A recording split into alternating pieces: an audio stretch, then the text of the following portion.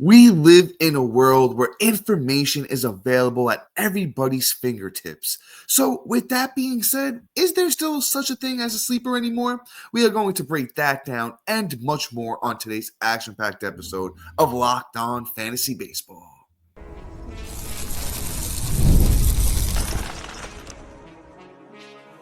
You are Locked On Fantasy Baseball, your daily fantasy baseball podcast. Part of the Locked On Podcast Network, your team every day. Hello, fantasy baseball fanatics, and welcome to the Locked On Fantasy Baseball podcast, brought to you by the Locked On Podcast Network, your team every day. As always, we're your number one source of fantasy baseball knowledge, and thank you for making us your first listen each and every day. I'm your host, Dominic Martino. You can find me on Twitter at DomMartinoFB. Here, as always, with my brother, my co-host, my partner in crime, Matthew Ane, and you can find him on Twitter at Matthew_Ane. If you're watching on YouTube and you haven't already, hit that little bell below. It will subscribe you to the channel and give you a notification every time we drop a new episode. Or if you're listening on the audio side of things on a platform like Apple or Spotify that allows 5-star ratings and reviews, we would truly appreciate it if you could do that for us. And lastly, most importantly, give us a chance on the Subtext platform. Through Subtext, it's an in-depth personalized experience. You're going to get text messaging alerts right to your phone, offering so much more than we can in this 30-minute episode. And this time of year, through Subtext, you're going to get our 2025 ranking, sleepers, breakouts, bust, and so much more. So make sure you check out us on Subtext. Link is in bio wherever you're listening or watching, and it's available on any of our social media platforms. And today's episode is brought to you by Game Time. Download the Game Time app, create an account, and use the code LOCKEDONMLB for $20 off your first purchase. And I teased it a little bit at the top, and just gonna give my 2 cents before I pass it off to my brother here. We're talking sleepers today. And, I think I said it very well at the top. We're all dealing with a lot of information in abundance at that. So is there truly such a thing as a sleeper anymore? And Matt, I pass you off that question to start this episode here today, sir. So quite honestly, the answer is no. There's a lot of wide awake sleepers, but it's more of like, at this point, it's more of like what scratch offer you're going to take at the end of the draft or late in the draft that you're going to, possibly have a guy that's not only going to ROP, but supersede that pick. And, these are the difference makers of, whether you wing your league or not, how many of these guys you can hit on. So these are the guys Dom and I are planting our flags. Obviously, this isn't our full list. We can only provide about 5, since we only have about 30 minutes. You want the rest? You're pretty much going to have to join us on Subtext. We'll be able to give you the whole big list of who we're really targeting. But, ultimately, these are the highlights. A couple of guys, if you're, been around for the show, you're going to clearly see they're on this episode that we've drafted in a bunch of our mock drafts, like the first guy coming up. And then some guys we haven't really talked about at all yet. So let's get into it. Let's talk about it. And let's open up with Josh Jung. We all know how I feel if you're new to if you're, been an everydayer and been part of the show for a bit. You know what my love is for Josh Jung or the Texas Rangers. And quite honestly, if you're new to this show, let me enlighten you on why I'm picking him up. Josh Jung is coming off the board past pick 200, about 216 on NFBC and 219 on Fantasy Pros across everything but Yahoo. And this is a great pick. You're getting him towards the end of your draft, especially in like a 12-man league, which is like the perfect spot in all honesty, right? You got to pretty much just say, hey, this is what I'm going to do here. And Josh Jung is somebody that's the 19th third baseman coming off the board. Now, by no means am I saying, hey, you need to draft him and you could wait. You could just pass on third base all day. No, he's your flex play or he's your first bench bat. That is where Josh Jung needs to be. And let me tell you why and where he's going to end up being probably towards the end of the year when I give you my projections. Let me tell you a little bit about his history in 2023. 2023 was his true rookie year. He had about, 478 at bats. He had 75 runs, 25 doubles, a triple, 23 bombs, 70 ribs, no stolen bases. I mean, it's literally one, and batted 266. He obviously went down with a little injury that year and then came back and was just fine. This year, he, had to get his wrist repaired from a fracture and missed most of the season and then went down to tendonitis in September. But when he did come back, he did pick up right where he left off in that short little stint. 178 at bats, 19 runs, 47. Oh, no, sorry. That's 47 hits. Five doubles, a triple, 7 bombs, 16 ribs. Interesting enough, 4 stolen bases and batted 264. Look, he's never going to be a 300 hitter like we saw in the minors. I think he's like the 260 to 270 range, I think is like a perfect expectation of him, if not 255, with definitely 30 plus home run power upside. And then on top of that, you look at it and you go, okay, cool. That team is going to bounce back. I think there's going to be a hard pendulum swing to the other direction with the health of not only Young, but Evan Carter, who also Hank Wink, you might you might hear about him in a little bit. And other guys on the team kind of bouncing back as a whole, where these guys are being forgotten and left for dead. Josh Jung is somebody that I truly believe in too. You look at it, even his underlying stats from 2023. His ex WOBA was sitting at 337. His ex batting average is sitting at 260. So right on par of what he was showing out there.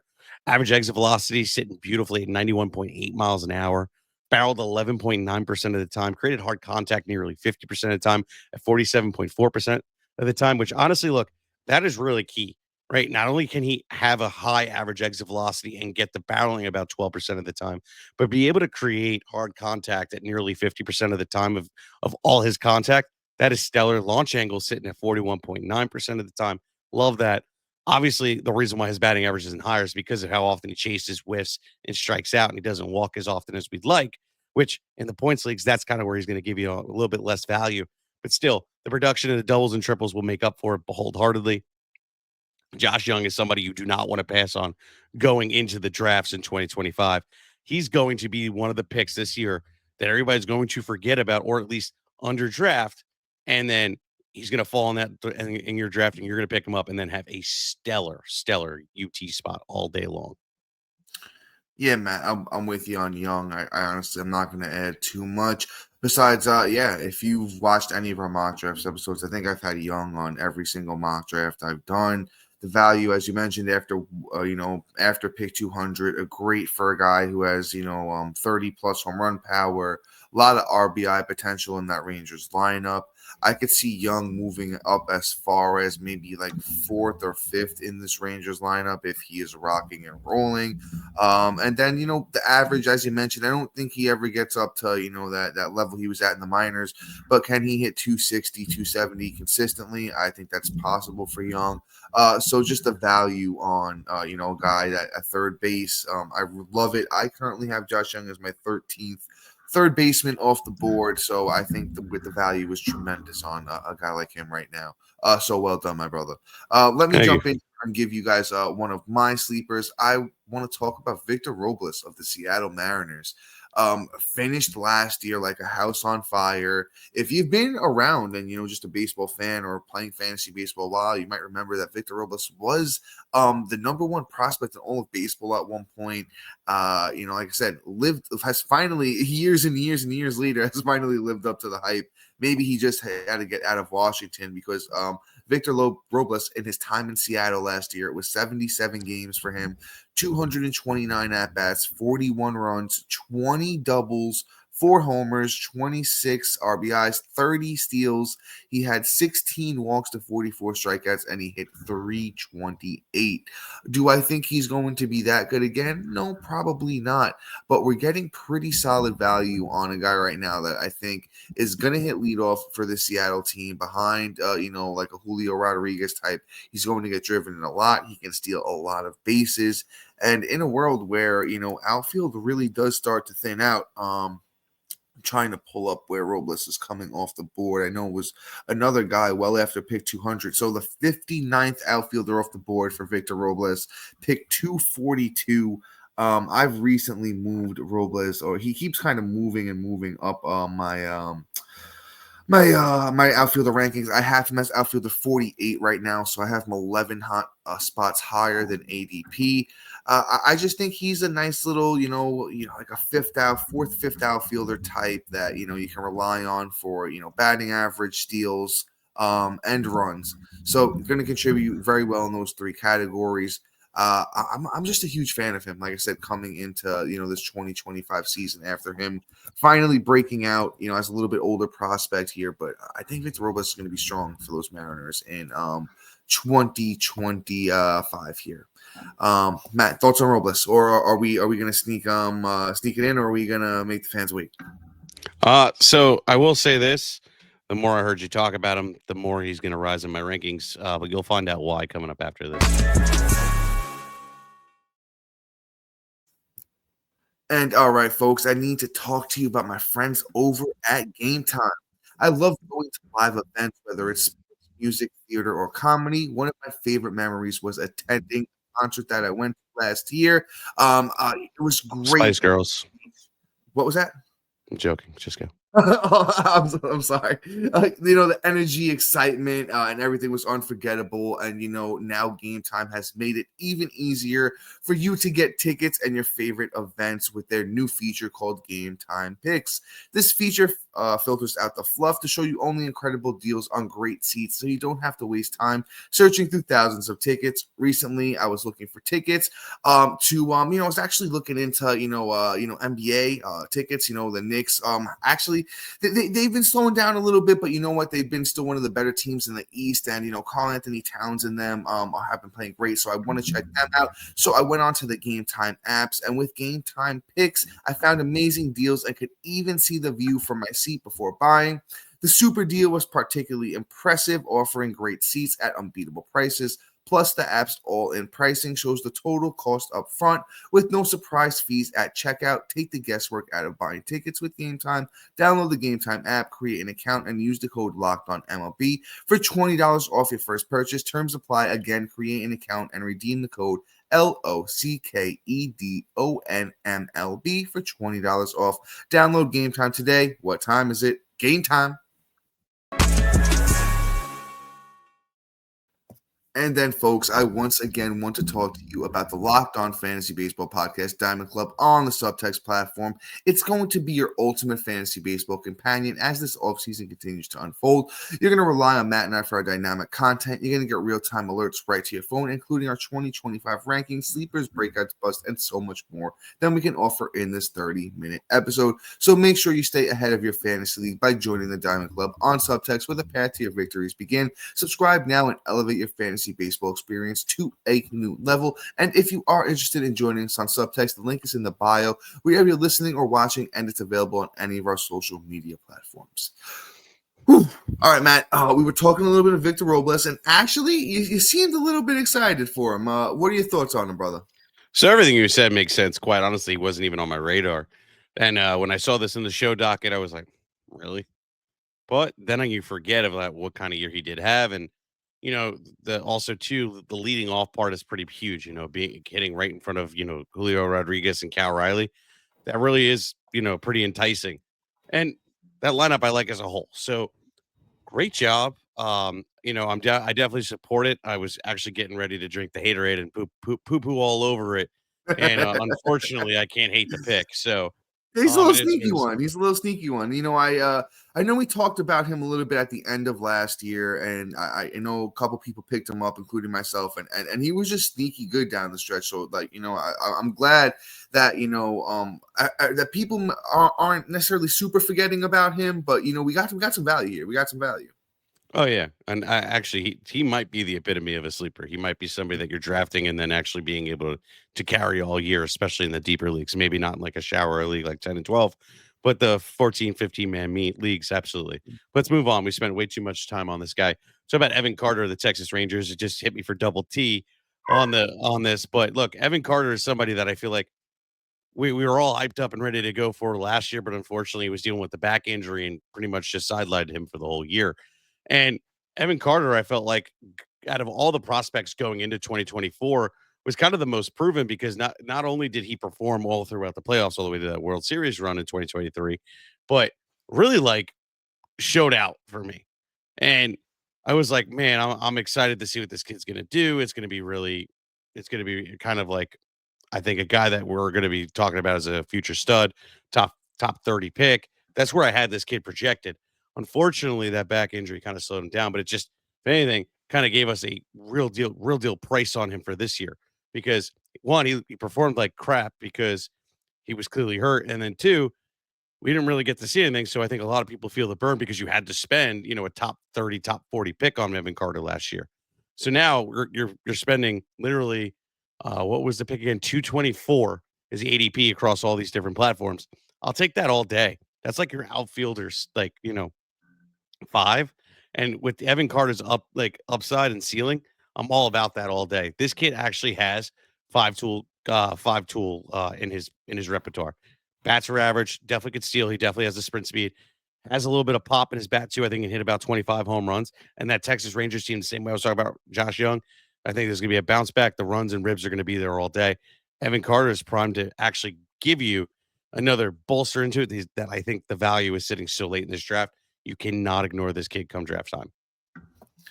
Yeah, Matt, you hit the nail on the head here with Carter. I just, besides the injury, I don't, I believe he's healthy. All information I'm seeing is pointing, everything that I'm seeing is pointing towards him being healthy for opening day. Another guy like similar as Jung, I believe. I don't think they both take a huge step forward this year. I think it's either going to be one or the other. There's a world where they both do. I think it's going to be one or the other. You can plant your flag in either. I think I like Carter a little bit more than Jung. You nailed it. We were so excited for him. He showed us what he can do in the bigs. He's a disciplined hitter is what I really like the most about Carter. You kind of touched on in 23 when he got the little taste in the bigs. He had 12 walks to 24 strikeouts and hit over 300. And I pulled up NFBC ADP over the last month, 105 drafts. Carter is coming off the board as the 67th outfielder, pick 270. That's wild. I have Evan Carter as my 38th outfielder off the board. So that's literally 30 outfielders ahead of where he's going. The value right now on Carter is absolutely phenomenal. Matt, I am with you on that one. That is a great call. Let's move on. Let's mix in a starting pitcher here. I want to talk about Jesus Luzardo. Jesus Luzardo, he's going over to those Philadelphia Phillies, coming off injury here. Once again, another guy, all indications that I'm seeing should be ready for opening day. If anything, maybe he misses 1 or 2 starts, coming out. But let's see how he looks in spring training. And just the value right now, absolutely tremendous on Jesus Luzardo, as I'm literally scrolling here and still haven't come across his name yet. Trying to do NFBC ADP here over the last month. Honestly, after pick 300 is what it looks like to me. You're really paying absolutely nothing. 232 is the ADP. There you go, Matt. Thank you so much, brother. I appreciate that. 232 for Jesus Luzardo. It's like SP 90 plus. So the value here is literally you could take him as one of your last pitchers. He could literally be, I would say this year, 120 innings, 150 strikeout kind of guy, mid 3s-ish ERA. Whip might not be great on his first year back, but you're still talking about a guy who could win 10 games in that time. And you're literally taking him at the end of your drafts. And there's a world, I think, where he's even better than that. I'm kind of giving you just like a baseline of who I think Luzardo can be, based on who he was in the past. The talent's there, the skills there. He goes to a better team. Hopefully gets a little bit better coaching. I really do love me some Jesus Luzardo going into 2025. Yeah, I got a little bit of time. I can actually sneak my feel him. So Luzardo is another guy we're both sneaking in on our end of our drafts. Like, I love the kid a lot. And the team is good. The pitching coach is good. You got Wheeler in the bullpen. You got Nolan, guys like that are going to be able to help him develop it. Look what they've done with Christopher Sanchez. Excuse me. And then you look at the rest of like what this kid has done in 2023. Let's forget about 2024 with the stress reaction in the back, and let's take a deep dive at his breakout year.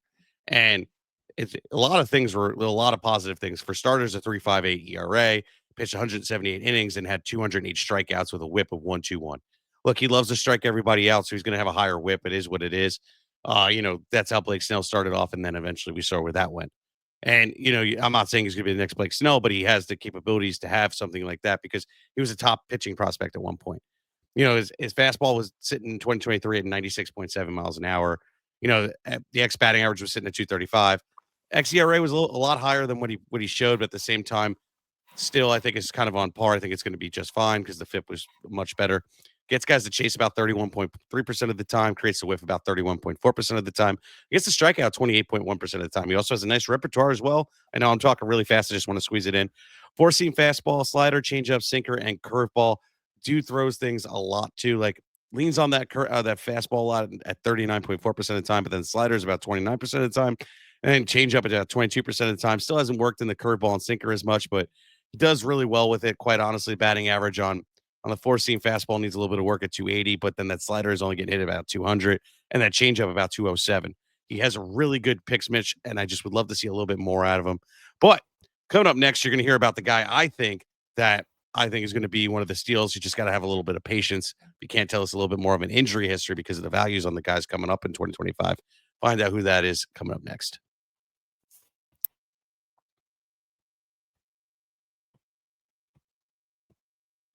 And all right. So now that I sped talk, like the speed walk through the Olympics, about Jesus Luzardo, I'm going to slow down a little bit and talk about Eury Perez of the Miami Marlins coming off TJ. And quite honestly, he was one of my favorite prospects, pitching prospects coming up. And he had obviously one of the most impressive starts to a pitching career I've ever seen.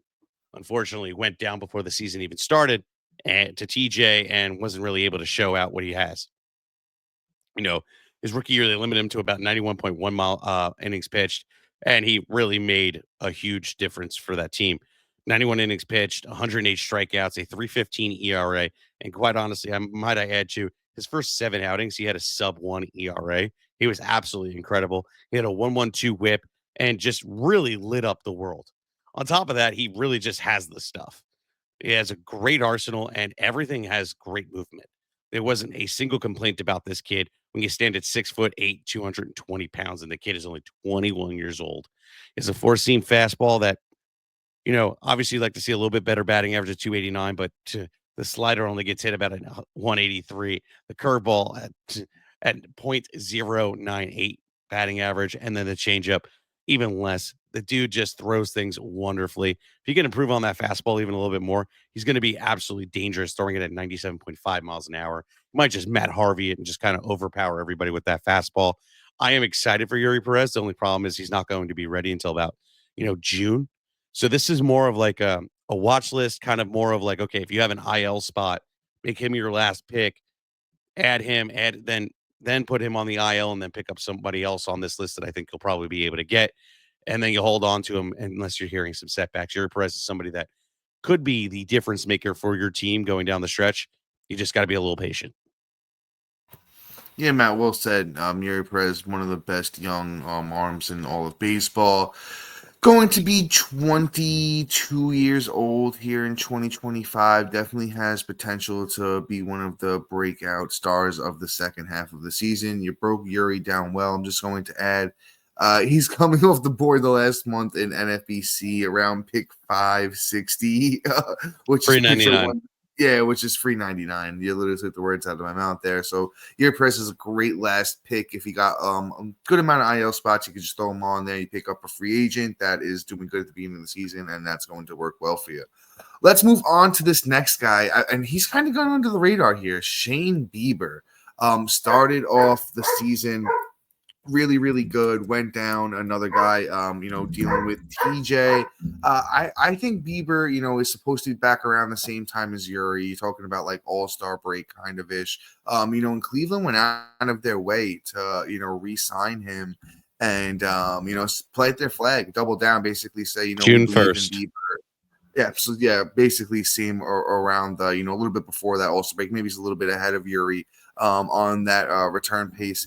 I think Bieber's another one of those guys. You can get him for almost free. You kind of just throw your dart, you throw him on your IL, and you kind of see where the thing goes. Like I mentioned, he's been pretty consistent. He had a tough year in 23 with the elevated ERA. Strikeouts weren't great. But like I said, he was working on stuff, and through his first 2 starts in 24, he looked lights out. Didn't give up a run. 12 innings, 20 strikeouts. The whip was sub-1. I think there's a world where Bieber is a low to mid 3 ERAs guy. He sits around that K per 9, and he gives you a whip that's useful. It might not be elite kind of whip, but the whip will be at least serviceable from a guy like Bieber. So we've seen him be really good before. We know what the stuff looks like. He's not too old, only age 30 this year. So I do like me some Bieber. I think there's upside in this pick, and we've just seen him be really good before. So I don't think it's too far of a stretch to say that there's something left in the tank for the 30-year-old that goes back to, the team he's been playing for his whole career. Welcome back to the team, because if you go back to 2024, Dom was poo-pooing all over him, saying I was crazy. And then he started off the season the way he did. And I was like, yeah, I didn't forget. So yeah, Shane Bieber, the second he comes back, I think he's gonna be just fine. Obviously, just look out for the normal things that happen with returning from TJ, and that's the high whip. But yeah, I think he's gonna be a steal. But let's move on. Let's talk about Jackson Jobe of the Detroit Tigers. I love this kid, truthfully. He was one of the better pitching prospects coming up last year. The only thing that's gonna suck about him and why he's going so cheap is he's going to have an innings limit. And that's even if he starts the season off with the team, which there is a possibility that he might not.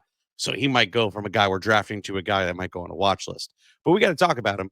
Jackson Jobe, they didn't even give him a starting rotation spot. He was pretty much all throughout the playoffs. And, through the short stints, he only pitched about 4 games in regular season, coming out of relief. But he was fantastic doing so. Jackson Jobe showed out. And, he only pitched about 91 total innings in the minors, and then you add the 7 innings he pitched throughout the playoffs and everything else and the regular season. So maybe 100 innings. I think we'll see like 120 to 140 innings if they're really letting him get loose. But again, that means he'll probably be sent down sometime right before the All-Star break and a couple weeks after. But definitely somebody you want to do it. The guy has insane potential to keep the ERA down. Strikeouts are always there. He's well over a K/9 most of his career. So I love the kid. I think he's going to be an impact player if he does start off the season with the team. Yeah, Matt, I think I'm going to even take this to another level. I think Jackson Jobe's going to be an absolute star. If you take Roki Sasaki out of the mix, Jackson Jobe is the number 1 pitching prospect in all of baseball with good reason. Kid's got absolutely dominant stuff. He was dominant in the minors last year. And like I said, man, I think I'm taking this to another level. He threw 96 innings basically last year, if you count for the bigs and the minors. He could throw. I think he could throw 150, 160. He's a big boy. He's 6'2", 190. I'm sure he might even put a little bit of more muscle on, coming into this year. I think Detroit needs him. I think Detroit needs Jobe to be really, really good, to take that next step this year, especially, Jack Flaherty. It doesn't look like they're going to resign him. So I think they need him. I think they need Jobe to step up and take that, spot behind Schoolboy and just take the bull by the horns and be that guy for them. And I think there's a world where he absolutely does it. And guys, excuse my dog going nuts in the background. I do apologize for that. He's getting a little antsy here as we wrap up. But Jackson Jobe, I have him all the way up at SP 57, and I think that gets even higher if he's announced that he's making the rotation. I believe he's got the firm invite for spring training to compete for starting a pitching rotation. Remember the name Jackson Jobe as we go into spring training here. Yeah. Well done. Let's keep things pushing here. Let's move on to somebody else that I'm super excited, and Matt knows I'm excited to talk about him. Let's talk about him, Luis Rengifo, the big geef himself. Underrated Swiss Army knife kind of guy, right?